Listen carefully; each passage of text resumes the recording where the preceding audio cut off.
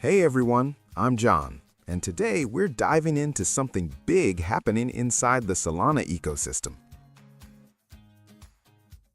If you've been anywhere near crypto lately, you've probably heard one word everywhere: airdrop. But what does it actually mean? An airdrop is basically free crypto, tokens that projects give to early users, active community members, or people who help create real activity in the ecosystem.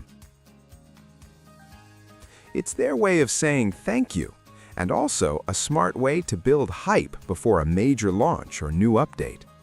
Right now, Solana is absolutely buzzing with upcoming airdrops.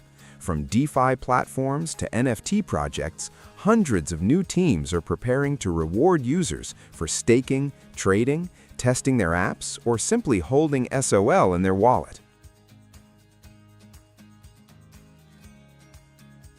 And they do this for a reason. Airdrops attract real users, not bots. They increase liquidity, visibility, and help build strong communities from day one. So if you're still on the sidelines, this might be your wake-up call. Solana could be entering one of the biggest airdrop seasons we've seen so far.